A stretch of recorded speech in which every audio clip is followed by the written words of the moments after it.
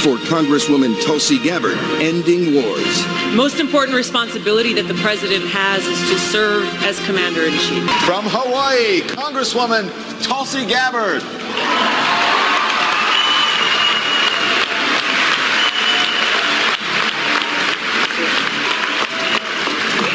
Congresswoman Tulsi Gabbard. I love our country. It's why I enlisted after 9/11. Why I've served as a soldier for over 16 years, deployed twice to the Middle East, and serve in Congress now for almost 7 years. I know what patriotism is, and I've known many great patriots throughout my life. And let me tell you this, Donald Trump is not behaving like a patriot. As president, I will bring this spirit of real patriotism to the White House, serving the interests of all Americans, not just the rich and powerful. I'll fight for our rights and freedoms of all Americans, upholding these principles in our Constitution upon which our country was founded. Fighting for justice and equality for all. Fighting for every single American, regardless of race or religion, as we strive towards that more perfect union. And as president, I'll bring this unifying spirit of love for country and the soldiers' values of service above self to the White House, truly leading a government of, by, and for the people. Congressman Gabbard, what's your response? The reality is right now we don't have a health care system. We have a sick care system, and there are far too many people in this country who are sick and unable to get the care that they need because they cannot afford it. So at the core of this problem is the fact that big insurance companies and big pharmaceutical companies who've been profiting off the backs of sick people have had a seat at the table writing this legislation. Now, Kamala Harris just talked about Kathleen Sebelius, who helped write her bill. This just pointed to the fatal flaw in her proposal. Sebelius works for Medicare Advantage, private insurance company who will stand to profit under her plan. If we're seeking to really reform our healthcare system, we've got to shut out big insurance and big pharma out of the drafting process so they cannot continue to profit off the backs of the sick people in this country who are searching and in desperate need of care. Senator Harris, your response? Well, unfortunately, Representative Gabbard got it wrong. Kathleen Sebelius did not write my plan. She endorsed it as being one of the plans that is the best to get us to a place where everyone is going to have access to health care in America. Congresswoman Gabbard, what's your response? Our hearts break when we see those children at these detention facilities who've been separated from their parents, when we see human beings crowded into cages in abhorrent, inhumane conditions. This is about leadership and understanding that we can and should have both secure borders as well as humane immigration policies. We will have to stop separating children from their parents, make it so that it's easier for people to seek asylum in this country, make sure that we are securing our borders and making it so that people are able to use our legal immigration system by reforming those laws. Congresswoman Gabbard, you are a co-sponsor of the College for All Act, which would make public colleges and universities free for all Americans. One of the authors of that plan, Senator Sanders, believes college should be tuition-free for undocumented immigrants as well. Do you? I don't. I think it's important for us to fix our legal immigration system and look at the millions of undocumented immigrants in this country who have been suffering as they've been living in the shadows. And instead of putting a Band-Aid on this problem, fix our legal immigration system to provide them with that pathway to legal residency or citizenship so that they're no longer treated as second-class citizens in this country. We've got to look at the challenge that people all across this country are facing under crushing student debt. This is something that is impacting my generation in a huge way, and I believe that it is our generation that has the bold, creative solutions to be able to solve it.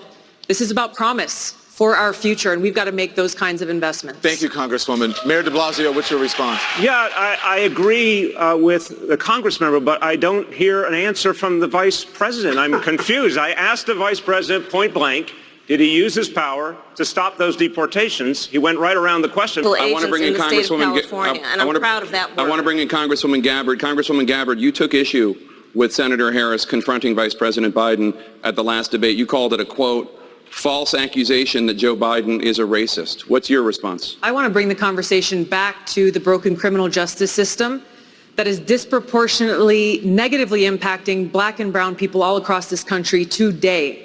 Now, Senator Harris says she's proud of her record as a prosecutor and that she'll be a prosecutor president, but I'm deeply concerned about this record.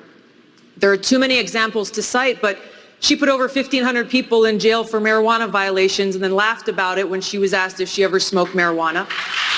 She blocked evidence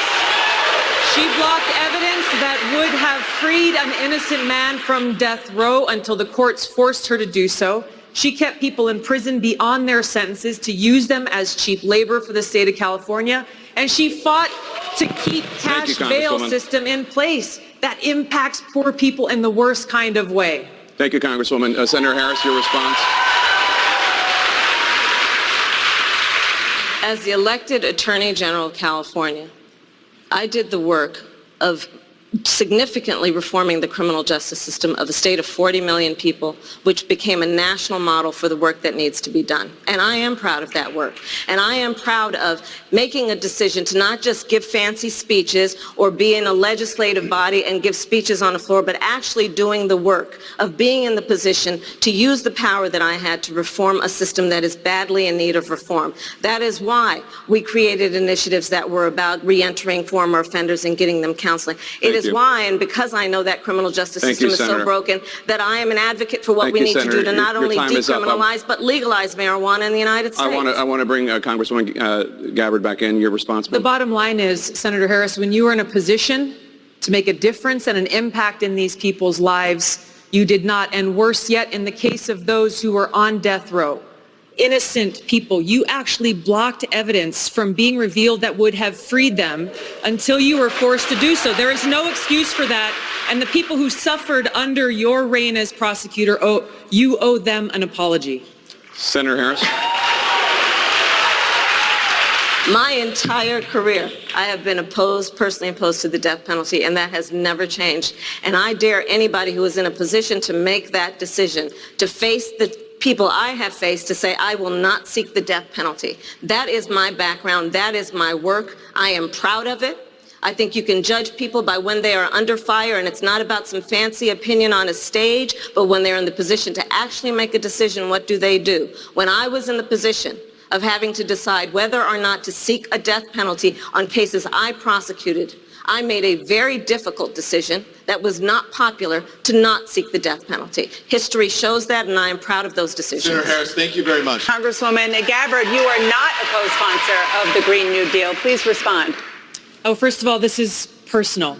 You can imagine I grew up in Hawaii, which is the most remote island chain in the world. So for us, growing up there, protecting our environment was not a political issue. It's a way of life. It's part of our culture. It's part of who we are. This is why, as a member of Congress, long before there was ever a Green New Deal, I introduced the most ambitious climate change legislation ever in Congress, called the Off Fossil Fuels Act. That actually laid out an actionable plan to take us from where we are today to transition off of fossil fuels and invest in green renewable energy, invest in workforce training, invest in the kinds of infrastructure that we need to deal with the problems and the challenges that climate is posing to us today.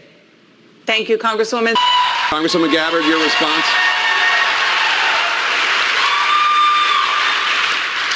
Donald Trump won this election because far too many people in this country felt like they've been left behind by both political parties, by self-serving politicians on both sides who are more interested in partisan politics than they are in actually fighting for the people.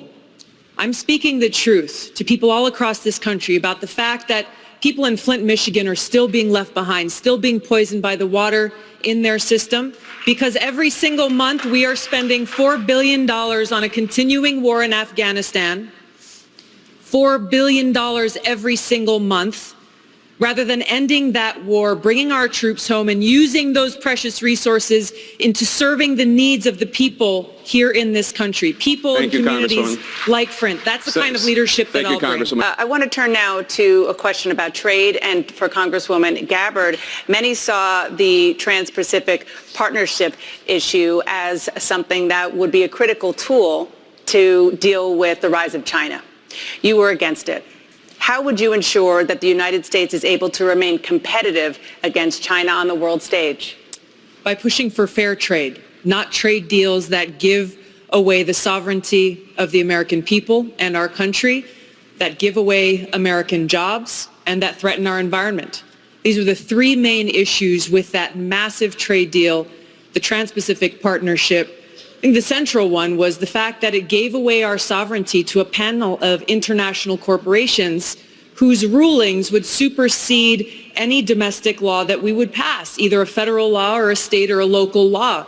This is extremely dangerous and goes against the very values that we have as a country. What to speak of the fact that it would have a negative impact on domestic jobs and that it lacked clear protections for our environment. These are the things that we have to keep at the forefront as we look to enact fair trade deals with other countries to make sure that we continue to be a thriving part of our global economy. So to be clear, Congresswoman, would you keep President Trump's tariffs on China in place? I would not, because the approach that President Trump has taken has been extremely volatile without any clear strategic plan, and it has a ravaging and devastating effect on our domestic manufacturers, on our farmers who are already struggling and now failing to see the light of day because of the plan that Trump has taken. Congresswoman Gabbard, you're the only veteran on the stage. Please respond.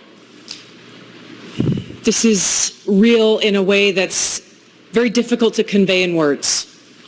I was deployed to Iraq in 2005 during the height of the war, where I served in a field medical unit where every single day I saw the high cost of war. Just this past week, 2 more of our soldiers were killed in Afghanistan. My cousin is deployed to Afghanistan right now. Nearly 300 of our Hawaii National Guard soldiers are deployed to Afghanistan. 14,000 service members are deployed there. This is not about arbitrary deadlines. This is about leadership. The leadership I will bring to do the right thing, to bring our troops home within the first year in office, because they shouldn't have been there this long. For too long, we've had leaders who have been arbitrating foreign policy from ivory towers in Washington without any idea about the cost and the consequence, the toll that it takes on our service members, on their families. We have to do the right thing, end these wasteful regime change wars, and bring our troops home. Thank you, Congresswoman. Mr. Yang, Iran has now, I would like to bring in the person on the stage who served in Iraq, Congresswoman Gabbard. Your response to what Vice President Biden just said. We were all lied to. This is the betrayal. This is the betrayal to the American people, to me, to my fellow service members. We were all lied to, told that Saddam Hussein had weapons of mass destruction, was working with al-Qaeda, and that this posed a threat to the American people. So I enlisted after 9/11 to protect our country, to go after those who attacked us on that fateful day, who took the lives of thousands of Americans. The problem is that this current president is continuing to betray us.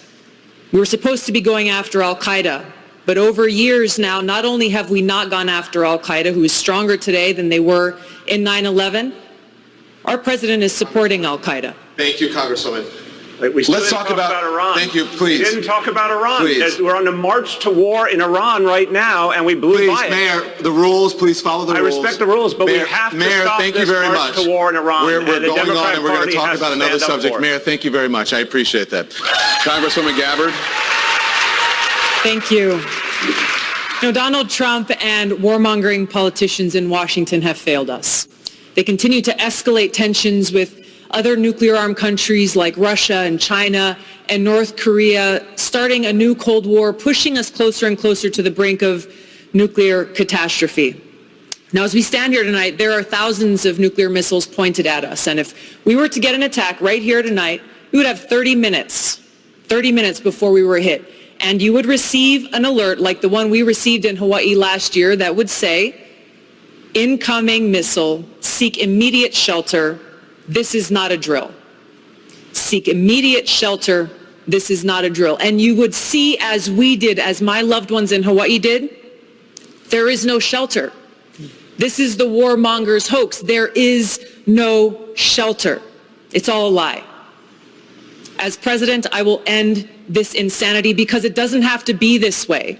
I will end these wasteful regime change wars, work to end this new Cold War through the use of diplomacy to de-escalate these tensions, and take the trillions of dollars that we've been wasting on these wars and on these weapons and redirect those resources into serving the needs of our people right here at home. Things like health care for all, making sure everyone in this country has clean water to drink and clean air to breathe, investing in education, investing in our infrastructure. The needs are great. As your president, I will put your interests above all else.